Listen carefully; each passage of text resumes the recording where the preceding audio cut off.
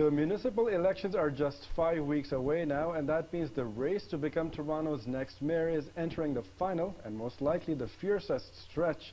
There have been many debates, one right here on Omni Television last weekend, and to break down some of what the candidates are saying and offering to the residents of Canada's biggest city, I'm joined in our studios by Jia Ishwar, publisher of Canada Bound Immigrant and Desi News magazines, and Murtaza Haider, professor at the Ted Rogers School of Management at Ryerson University.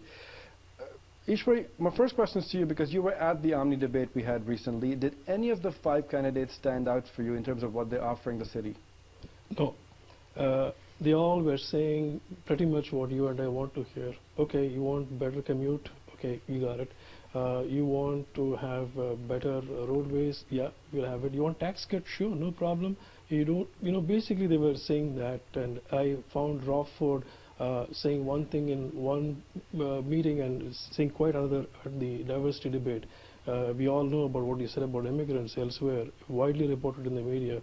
Yet, when he was asked to answer a very specific question about his immigrant comments, he just kept quiet. He had nothing to offer. Probably he was aware of the fact that he was talking to a diversity audience, and he didn't want to. So he was just saying one thing elsewhere and something else elsewhere, and just being a politician. Then you had Rocco Rossi. He was saying all kinds of things about improving the city, coming up with new ideas, and after the debate, soon after the debate, he mentioned about, he talked about having the new tunnel to be dug all the way from Allen Expressway, to the Gardner Expressway. But where are they going to find the money to do it? Sarah Thompson sounded like a very anxious rookie school teacher at her first parent-teacher meeting, and it was just that. And in all this, we had Joe Pantalone, who was basically preaching continuation of the David Miller policies, and we had Smitherman, who sounded very much in control, but he also had nothing major to offer. Basically, these candidates were trying to recreate Toronto in a new fashion, but without saying where they're going to find the funding for it. Toronto, as it is facing a $400 million shortfall in its budget, and all these ideas, the newfangled ideas these candidates are proposing, basically telling the voters what they want to hear. They had no plan to back up how they're going to deliver their promises. Now, one of the biggest promises a lot of people are making is to do with transit and how to reduce commute times, make it easier for people to get from point A to point B within this mega city we really have. And Murtaza, from what you've heard so far, from the tunnel under the tunnel for the Allen Expressway to new subway lines to more technology to build bridges, I know you're a big supporter of road tolls. That has not come up, and nobody's dared to mention that. From what you've heard in the mayoral debate, does anybody have it right when it comes to transit? No, I don't think so. I think the history of transit planning is populated with all these examples of mayoral candidates' dreams of transit turning into nightmares for taxpayers. And that's the challenge we have here. We have well-meaning candidates who are expressing opinions about public transit and transportation management, and with complete naivete.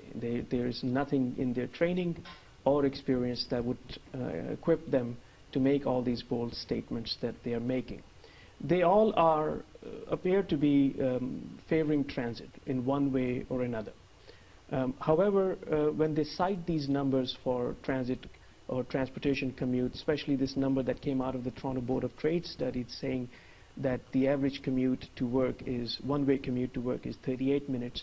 In fact, it's from the Statistics Canada study that shows that the average commute to work is in fact 36 minutes by car, but 112 minutes by public transit. Wow. Now that far no one has ever read the report, and that's where the problem lies. Public transit is far slower on average for every commuter in Toronto, in the GTA region. So how do you deal with that? And that's the question that hasn't been asked or even contemplated by the mayoral candidates. The fact that transit would remain a slower option compared to auto, would not encourage people to take it. And then the question becomes, what modes of transportation, what modes of public transit are faster or comparable in service to to automobile.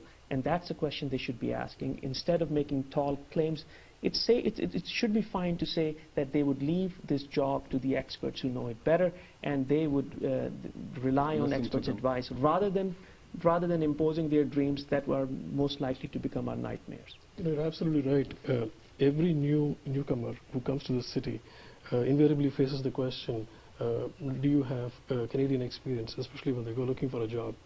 Now people are asking these candidates who want to be one of them wants to be the leader of the city, is what expertise or relevant experience do you have to carry the city with an annual operating budget of $9.2 billion, and it has got all kinds of issues, all kinds of problems. It needs a set of specific skills.